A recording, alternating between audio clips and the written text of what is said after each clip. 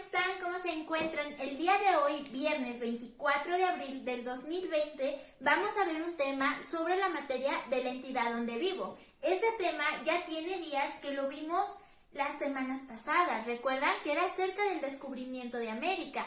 Y en esta ocasión vamos a ver y analizarlo más a fondo. También vamos a ver acerca de la conquista. Muy bien. Iniciamos en España. ¿Por qué iniciamos en España si nosotros estamos en México? Estamos en el continente de América. Bueno, porque nuestra historia comienza desde acá para saber el descubrimiento de América. En España, este es el país de España. Ellos eran unas personas comerciantes que se dedicaban mucho al comercio para de ahí poder tener su economía y solventarse.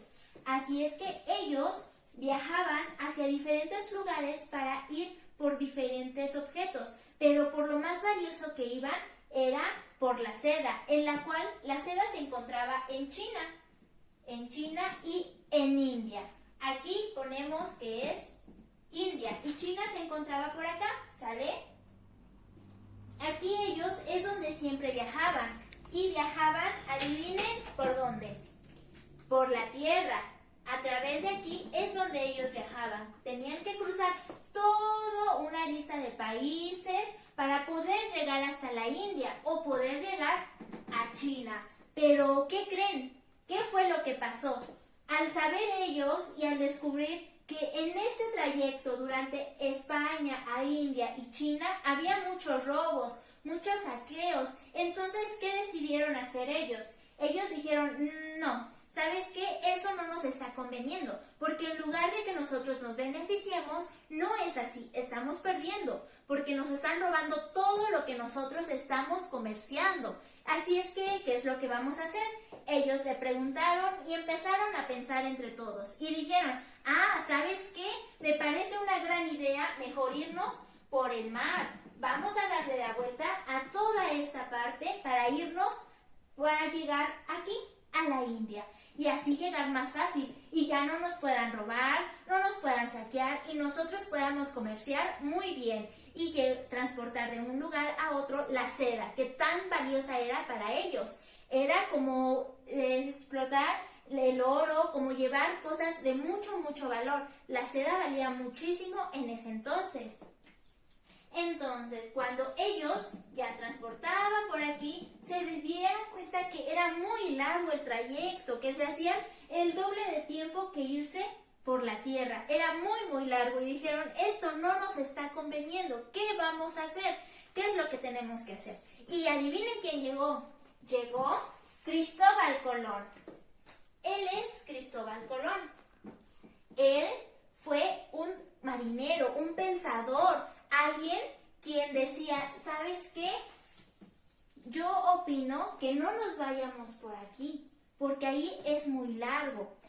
Pero antes de llegar a este tema, quiero explicarles algo más de cómo pensaban ellos. Ellos eran regidos por la religión católica, y en la religión católica antes era mucho de, se va a hacer esto porque yo lo quiero y así se piensa. Y entonces así es como todos pensaban, porque si alguien pensaba diferente, era juzgado por la religión católica.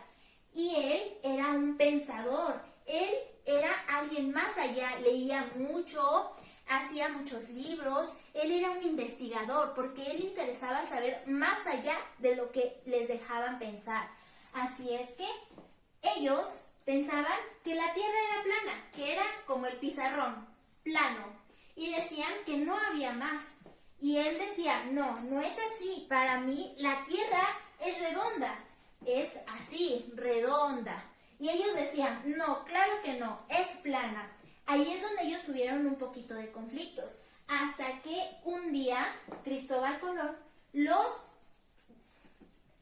convenció de que sí, de que realmente la tierra podía ser circular o tal vez no, pero ellos le dijeron, bueno, está bien, te vamos a dar una oportunidad, y convenció tanto a los reyes católicos de España que le dijeron, bueno, está bien, si quieres hacer eso te vamos a dar permiso, porque él decía, si nos vamos por aquí estamos dando cuenta que es muchísimo tiempo, mejor vámonos por el otro lado. ¿Por qué? Porque ellos no pensaban ni sabían que esto existía. Ellos no sabían que existía más continente, que existía más tierra. Ellos pensaban que solamente existían. Miren, por ejemplo, aquí estamos hablando de que esto es España. Y decían, ok, si nosotros tenemos que viajar hasta acá, para poder llegar a la India, podemos hacerlo del otro lado. Y de todas maneras, vamos a llegar a la India. Y de una manera muy rápida. Es lo que pensó Cristóbal Colón. Hasta que le dijeron, pues está bien, haz lo que quieras. Te vamos a dar permiso y te vamos a dar lo que necesitas para que tú puedas realizar esa expedición y puedas llegar hacia Asia más pronto, hacia India, y así poder traernos la seda que tanto queremos. Y dijo, está bien, voy a irme por el otro camino. Y él se fue en 3 barquitos. A ver, en los cuales tienen sus nombres. Les pusieron su nombre a cada uno, que se llama La Niña, La Pinta y La Santa María. Estos 3 barquitos viajaron, empezaron su expedición. Cuando, oh sorpresa, se dieron cuenta que sí habían llegado a la India, pero ellos creyeron porque nunca se imaginaron que había atrás de toda esta isla un nuevo mundo, un nuevo continente, donde había muchísimas más personas. Ellos siempre creyeron fielmente que habían estado en la India, porque ellos pensaron que le habían dado la vuelta al mundo y realmente habían llegado a su destino, que era la India. Por esa razón es que ellos les dijeron la primera vez que llegaron indios, porque creyeron que estaban en la India. Entonces, Cristóbal Colón se regresó corriendo a España en sus barcos y cuando llegó a España, llegó corriendo diciéndole a los reyes católicos, oigan, adivinen qué pasó, miren, sorpresa, sí pude llegar a la India a través del otro lado. Fue lo que él les dijo. Y les dijo, y es más, he comprobado mi teoría, que la Tierra sí es redonda, porque pude llegar a través del otro lado.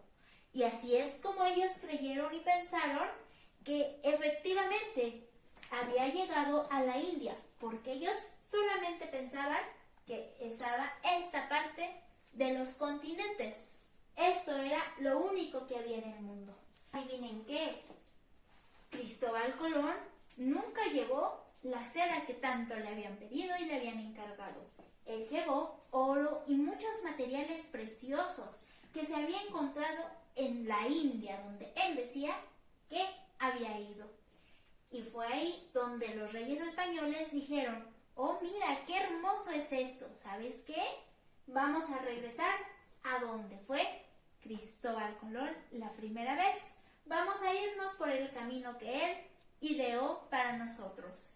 Así es que los españoles mandaron muchos barcos y personas a esta nueva expedición. ¿Pero qué creen? Adivinen. Ahora Cristóbal Colón ya no iba. Él ya no pudo ir. Así es que fueron otras personas quienes iban en los barcos, que iban en el viaje a conocer esa India de quien tanto hablaba Cristóbal Colón. Y fue ahí cuando en Tabasco llegó un nuevo personaje muy importante, del cual nos habla acerca de la conquista española, quien fue Hernán Cortés. Hernán Cortés fue ahora quien llegó aquí. ¿Y qué creen que pasó? Los nativos que vivían en este lugar, todas estas civilizaciones, adivinen qué fue lo que pasó. Ellos pensaron que eran dioses. ¿Recuerdan que el día que fuimos a Tula, el guía nos habló acerca de Quetzalcóatl? Bueno, ellos creyeron que había llegado Quetzalcóatl y por eso fue que los recibieron con mucha alegría. Les dieron todo lo que ellos tenían, les dieron sus riquezas, oros, le dieron todo. Es más, hasta mujeres esclavas le dieron a ellos, porque creían que eran esos dioses. Así es que fue con esa facilidad que los españoles pudieron entrar al continente. Fue así como ellos decidieron entrar más fácil a través de esas creencias que ellos pensaban que eran unos dioses. Pero adivinen, ¿con qué creen que fue igual que los conquistaron? Los conquistaron a través de la religión, ya que se dieron cuenta que estos pueblos eran muy religiosos. Ellos creían en muchos dioses. Ellos creían en el dios de la tierra, en el dios de la lluvia, en todos los dioses que nos pudiéramos imaginar. ¿Recuerdan que de esto nos platicó el guía cuando fuimos a Tula? Bueno, a través de eso ellos se dieron cuenta y dijeron, mira, ¿sabes qué? Vamos a conquistarlos a través de la religión católica. Y fue así como ellos fueron conquistando a cada uno de los pueblos, a cada una de las civilizaciones que se encontraban en todo América. Ellos iban conquistándolos. Y ahora se convirtió en la Nueva España. Pero, ¿qué creen? Esta es una pequeña introducción acerca del descubrimiento de América y de la conquista española, porque a continuación les voy a dejar unos videos donde vamos a ver más a fondo qué es la conquista, cómo fue el descubrimiento, para tenerlo más en cuenta, ¿sale? Muy bien, los dejo con estos videos. El descubrimiento de América por Cristóbal Colón en 1492 es uno de los hechos más importantes de la historia universal y representa el encuentro definitivo de dos mundos que habían evolucionado independientemente desde el origen de la humanidad, lo cual cambió el rumbo de la historia. A finales del siglo XV, la gran mayoría de la población pensaba que la Tierra era plana. Los marineros temían que allende los mares hubiera monstruos marinos. También creían que a partir de un punto, los barcos desaparecían o caían por un abismo. Los únicos continentes conocidos eran Europa, África y Asia. Sin embargo, un navegante genovés, Cristóbal Colón, partía de la idea de que la Tierra era esférica. Los hombres cultos, los navegantes y comerciantes conocían perfectamente que la Tierra no era plana. Colón vivió muchos años en Lisboa, que entonces era el gran centro de la navegación, copiando cartas geográficas y mapas. El comercio de las especias tuvo en un principio su centro en Venecia. Tras la caída del Imperio Romano, el Imperio Otomano pasó a tener el control territorial de las rutas de comercio. Había que buscar nuevas rutas. Los portugueses se habían adelantado a los castellanos en la exploración marítima y ejercían un fuerte dominio comercial en las costas africanas. Ya habían descubierto la isla de Madeira, las Azores y Cabo Verde. La corona portuguesa perseguía en aquellos momentos un plan para llegar a la India rodeando el sur de África, hazaña que acabaría culminando Vasco de Gama años más tarde. Colón tenía un proyecto para llegar a las Indias Orientales y Zipango, actual Japón, siguiendo una nueva ruta marítima por el oeste en vez de la ruta tradicional hacia el este, por tierra. Este proyecto fue llamado la Empresa de las Indias. Lo que no imaginó Colón es que el radio de la Tierra era mucho más grande y que en medio se iba a encontrar con un continente desconocido, América. Colón primero ofreció su proyecto a Juan II de Portugal, el cual trasladó el asunto a su comité de consejeros en temas náuticos, que finalmente rechazaron el proyecto. Tras la declinación del rey de Portugal, Colón ofreció el proyecto a los reyes católicos, Isabel y Fernando. Durante años Colón esperó a que su proyecto fuera aceptado. Cuando ya Colón había perdido toda esperanza, los reyes católicos accedieron a patrocinar el viaje, y en las capitulaciones de Santa Fe en Granada, acordaron con Colón el inicio de la expedición y cómo sería el reparto en caso de que la misión fuese exitosa. En el documento se le otorgaba a Colón el título de Gran Almirante de la Mar Océana y el cargo de virrey de todos los territorios que descubriera, así como la 10ª parte de todos los beneficios obtenidos. A Colón le costó enrolar a su tripulación. Un viaje a lo desconocido producía verdadero pánico. Pero finalmente, el 3 de agosto de 1492, Colón partió del puerto de Palos de la Frontera, Huelva, con 3 carabelas: la Santa María, la Pinta y la Niña. Aunque en realidad la Santa María era una nao que gustaba menos a Colón, pues era más grande y menos maniobrable. Vicente Yáñez Pinzón era el capitán de la Niña, Martín Alonso Pinzón el de la Pinta y Cristóbal Colón el de la nao capitana, la Santa María. Unos 90 hombres formaban el resto de la expedición, casi todos andaluces. La expedición se dirigió a las Islas Canarias, donde Colón acondicionó sus naves para adecuarlas a la travesía atlántica y se aprovisionó de víveres. Colón sabía que tenía que descender a esa latitud para coger los vientos alisios. El 6 de septiembre de 1492, la expedición partió nuevamente hacia las Indias desde la isla de La Gomera. El viaje de Cristóbal Colón no resultó fácil para nadie. De hecho, hubo conatos de amotinamiento, pero gracias a la presencia y las dotes de mando de Martín Alonso Pinzón, se consiguieron resolver estas situaciones. Había pasado 1 mes y 6 días desde que partieron de La Gomera y la tripulación estaba muy desmoralizada y desprovista de toda esperanza. Ya se habían agotado todos los cálculos y previsiones realizadas por Colón. Fue entonces cuando el marinero Rodrigo de Triana, encaramado al palo mayor de la Pinta, divisó algo en el horizonte y gritó: ¡Tierra a la vista! Era el día 12 de octubre, fecha que hoy se rememora como la fiesta de la Hispanidad o Día de la Raza. La expedición había llegado a una pequeña isla de las Antillas. Esta isla era Guanahani para los nativos. Colón la bautizó como San Salvador. Hoy, la identificación exacta de la isla es materia de debate. Colón hizo 3 viajes más. Con el tiempo y nuevos viajes, la teoría de la existencia de un nuevo continente desconocido se hacía más fuerte. Sin embargo, Colón murió pensando que había llegado a las Indias por una nueva ruta occidental. Creyó firmemente en esta teoría. De una manera un tanto obstinada, la misma obstinación que le había llevado al éxito años antes. Colón descubrió un nuevo continente, pero nunca lo supo.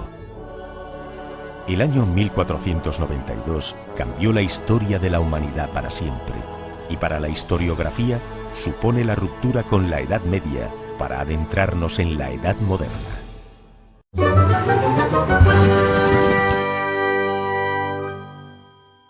Hijo de Martín Cortés y de Catalina Pizarro Altamirano, Hernán Cortés nació en Medellín en 1485.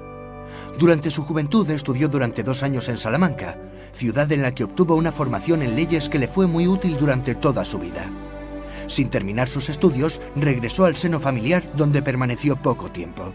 Pronto dejó el ambiente familiar para dar el salto al Nuevo Mundo.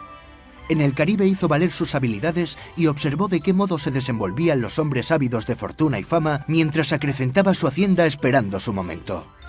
Hombre de prestigio, Cortés llamó la atención de Diego Velázquez, gobernador de Cuba, que le confió una expedición con la que trataba de reponerse de los reveses sufridos por Francisco Hernández de Córdoba y Juan de Grijalva. De Cuba salieron alrededor de 550 soldados, entre ellos 32 ballesteros y 13 escopeteros. Al ejército han de sumarse 200 indios y algunos esclavos negros, junto a cierto número de indias de servicio. A bordo de los navíos viajaron 10 cañones de bronce, 4 falconetes y 16 caballos. En aquel contingente se había incorporado un importante número de participantes en las 2 expediciones, hombres descontentos que en las playas de Veracruz dieron a Cortés el respaldo para fundar un cabildo y enviar desde allí documentos y joyas al rey Carlos I. La ruptura con Cuba se había consumado para dar comienzo a la incursión en el imperio dominado por Moctezuma, cuyos emisarios tomaron contacto con los barbudos de inmediato.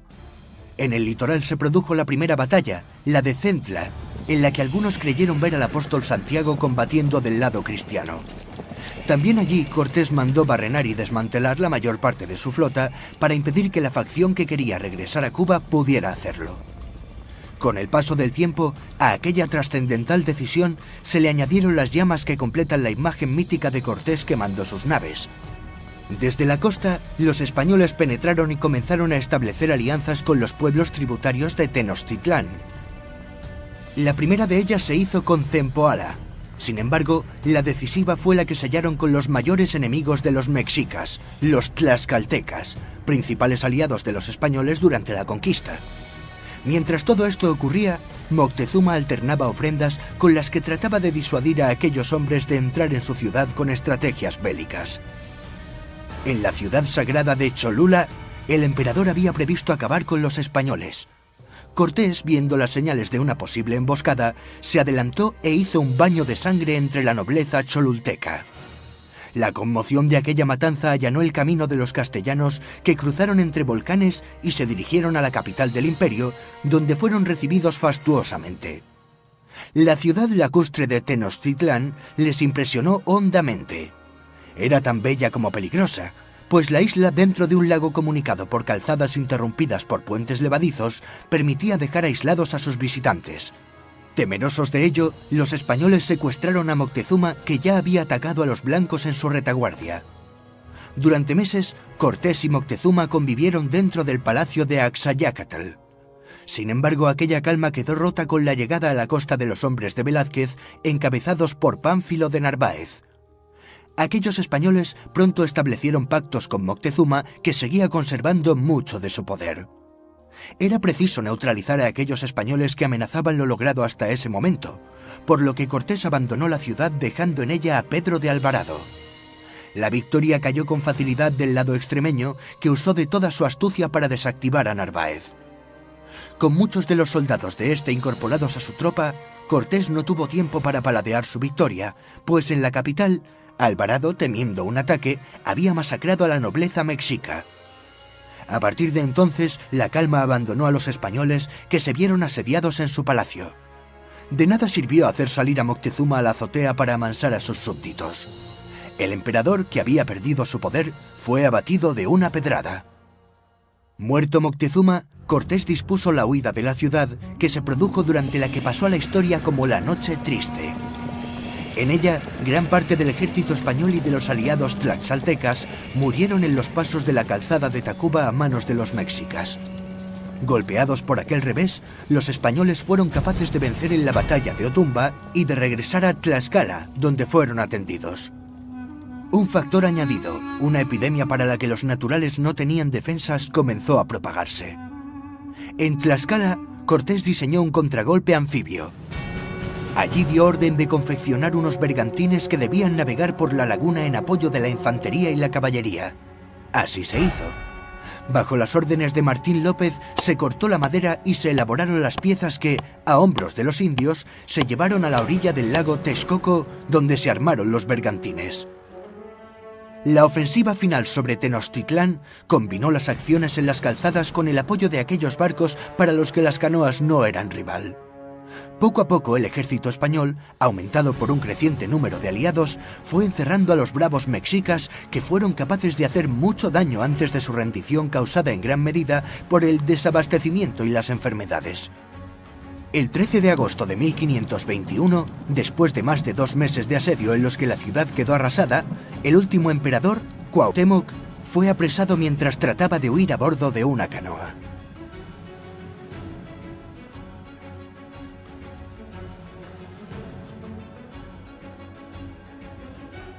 Ahora sí, teniendo en cuenta toda esta información y aprendiendo juntos acerca del descubrimiento de América y de la conquista española, espero que este tema haya quedado un poco más claro de lo que estaba, ¿sale?